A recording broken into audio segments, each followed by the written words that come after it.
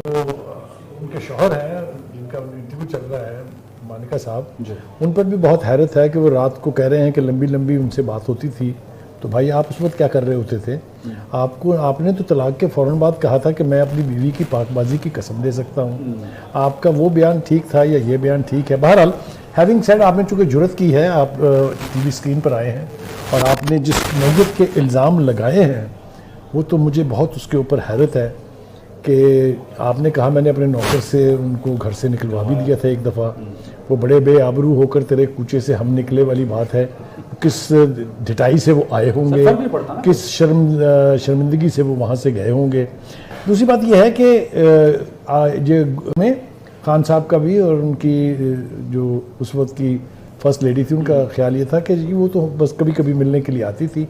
अब इस गुफ्तगू से पता चलता है कि वो तो पुरानी सहूलतकार थी, ब्रोकरी कह लें, ब्रोकर कह लें, कोई भी नाम दे लें इसको, वो सहूलतकारी मेरे ख्याल से ज़रा इखलाक के करीब है, तो सहूलतकारी वो करती रही हैं। दूसरी बात यह है कि पीटीआई के जो फॉलोअर्स हैं, वो जो पर्सनैलिटी कल्ट का क्राउड है, वो देखिएगा इसकी क्या क्या तावीलात लेके आएंगे, जस्टिफाई करेंगे इससे भी शायद वो गुरेज ना करें कि वो कहें अल्लाह ताला की तरफ से उनको हदायत आई थी या बिशारत हुई थी कि ये वारदात आप ज़रूर करें।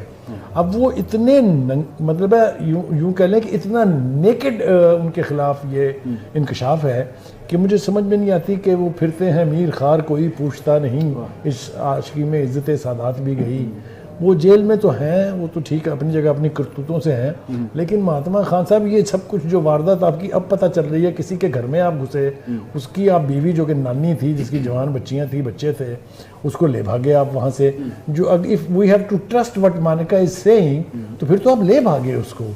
और दूसरी बात ये कि जो केस भी आपके खिलाफ हैं उसकी गवाहियाँ देखें कहाँ कहाँ से निकल के आ रही हैं। अब ये शख्स खुद बता रहा है कि मैंने फ़लाँ तारीख को तलाक दी और फ़लाँ तारीख को मैंने खबर पढ़ ली कि आपने शादी कर ली है। बिल्कुल ठीक है। तो आप जाएंगे कहाँ बच के? एक बात। दूसरी बात ये कि ख्वाजा आसफ ने शायद ठीक कहा था, कोई शर्म होती है, कोई हया होती है। इसका तो लगता है उस इलाके से, उस गली से गुजर ही नहीं हुआ जहाँ आप रहते हैं, क्योंकि जो बातें अब सामने आ रही हैं शर्म से डूब के सुनने वाले का दिल मरने को चाहता है। आपको तो पता नहीं कभी शर्म आएगी या नहीं आएगी। अच्छा, नबी साहब जो साबिका अहलिया इससे पहले रह चुकी हैं, रेहान खान, उन्होंने पूरी किताब लिखते मारी, उन्होंने सारा कुछ बताया, इंकशाफात किए, किसी ने यकीन नहीं किया। लेकिन सर ये जो अब बयान सामने आया, जो इंटरव्यू सामने आया, झुटलाना इसलिए भी मुश्किल है कि महात्मा खान साहब की जो अहलिया मौजूदा हैं, उनके बच्चों के वालिद हैं खबर मानिका, जो इंकशाफात कर रहे हैं। बड़ा मुश्किल होगा झुटलाना से। जुटराने का तो खैर सवाल ही पैदा नहीं होता। वो तो एक ढिठाई या बेशर्मी कह लें कि उसकी बुनियाद पर कोई कहे कि जी अब इनको याद आ गया। जो कुछ इमरान नईर साहब का करैक्टर है वो किसी से ढका छुपा थोड़ी है। सरफराज नवाज जो हैं, फास्ट बॉलर जो रहे हैं हमारे बड़े मशहूर, बड़े मुंह फट हैं, वो खरी बात करने वाले, लाहौर के रहने वाले हैं, तो वो तो एक एक चीज़ इनके बारे में बता चुके हैं।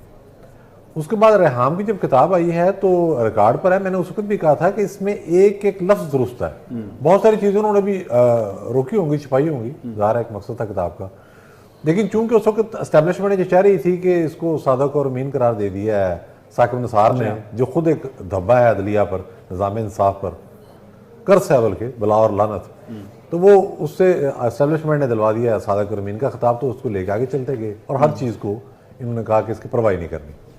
तो करैक्टर तो मसूफ का जो है वो किसी से ढका छुपा नहीं है।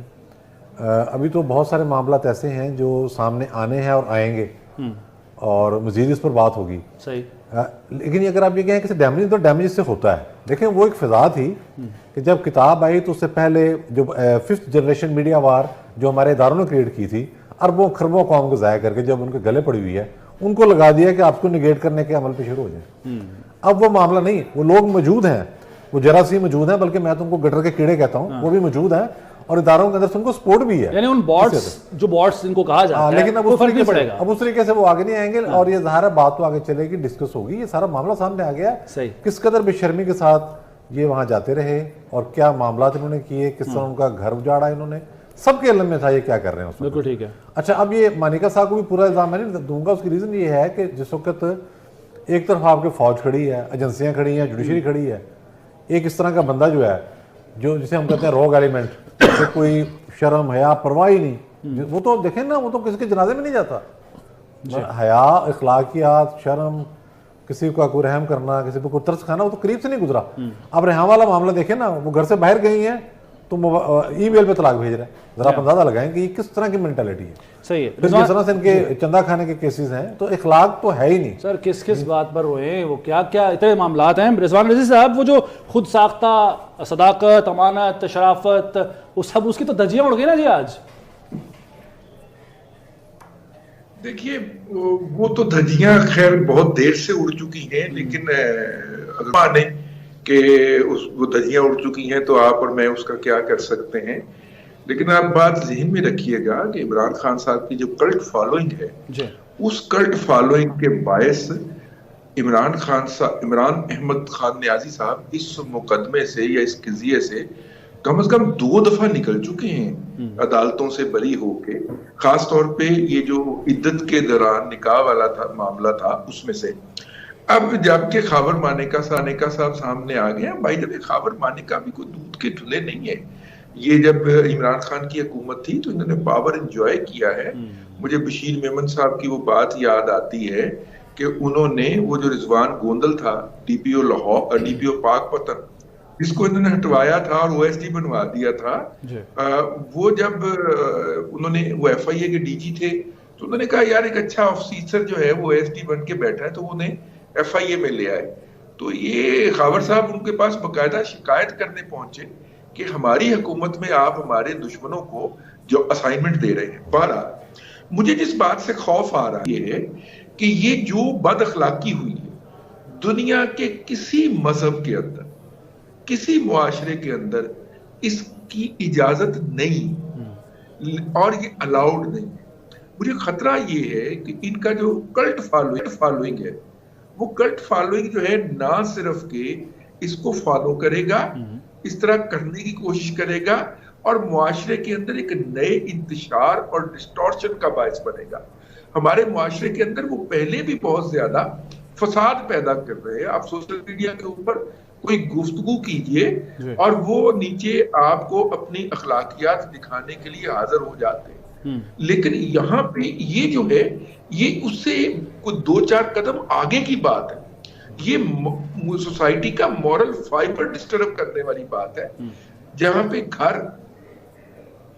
जी रिजवान साहब, अच्छा कोई तकनीकी शायद कोई मामला हो गया। बहरहाल सलीम बुखारी साहब, जैसे कि कह रहे हैं खुद रिजवान रज़ी साहब भी और हम भी इस बात पर मुत्तफिक हैं कि जो सोशल मीडिया पर बैठे हुए जो हर चीज़ को जस्टिफाई करते हैं, जिसकी तरफ आपने भी इशारा किया, वो तो ज़ाहिर नहीं मानेंगे, चले उनको साइड पर रख देते हैं। लेकिन वो केस जिससे पहले 2 मरतबा बच चुके हैं पीटीआई चेयरमैन, अब तो ज़ाहिर है उसमें जान पड़ जाएगी इस बयान के बाद, इस इंटरव्यू के बाद, इन इंकशाफात के बाद कि वो 1.5 महीना हुआ था, उसके बाद उन्होंने निकाह कर लिया था। सलीम बुखारी साहब जी, गुजारिश ये है कि उनके एक तो जो शख्स अपने आप को बड़ा लीडर इसलिए कहे कि वो यू टर्न लेने का मास्टर है, उसकी ज़हनी कैफियत का भी अंदाज़ा लगा लीजिए, उसकी मोरालिटी का भी अंदाज़ा लगा लीजिए। एक तो वो हर बात कह के मुकर जाने के आदी हैं, लिहाजा किसी बात पे वो स्टैंड ही नहीं करते हैं। दूसरी बात यह है कि उनके नज़दीक ये सारी जो इखलाकियात जिसको लेके हम इस वक्त बैठ के मातम कर रहे हैं, उनके नज़दीक तो दिस इज़ रूटीन। वो पता नहीं किस कमाश के वो शख्स हैं। और दूसरी बात यह कि जो किसी के घर में घुस के वारदात करने वाली जो खौफनाक वारदात है, इसको तो अब नौबत ये आ जाएगी, मैं बहुत मोहतात तरीके से गुफ्तगू करना चाहता हूँ इस वक्त, कि अगर उनको फिर मौका मिला वो बाहर आए जेल से, मुकदमा से जान छूट जाए, तो उनकी पार्टी के लीडर जो हैं वो जिस भी घर में जाएंगे वो सबसे पहले अपनी बीवियाँ छुपाएंगे। इसलिए कि जो रवायत उन्होंने डाल दी है वो अब ये समझते होंगे कि शायद उनका हक है कि वो जहाँ भी जाएँ एक बीवी साथ ले आएँ। ये जो तरीक़ाकार है इसकी। जी नाजरीन, सलीम बुखारी और दीगर एनालिसिस आपने सुने। इमरान खान पे सही गुस्सा उतारा इन्होंने खावर मानिका के इंटरव्यू को लेकर वो की कि इमरान खान डूब के मर जाए। नाजरीन, ये तो अब खुद सोचें कि एक शादीशुदा औरत को घर से भगाना और दूसरी तरफ इमाम खमीनी और तैयब रदगान बनने का दावा, ये दोनों मुख्तलिफ चीज़ें हैं। इद्दत में शादी करना ये किसी मजहब में ये बात ज़ेब नहीं देती कि किसी बीवी शादीशुदा औरत को निकाह के होते हुए घर से भगा लो। खावर मानिका ने कहा, मेरी बीवी आधी आधी रात को लंबी लंबी बातें करती थी, उससे और क्या सबूत? वो उगे खौफ की वजह से खावर मानिका नहीं बोला क्योंकि वो हुक्मरानी के उरूज पर था, लेकिन अब उसने दिल की भड़ास निकाल ली।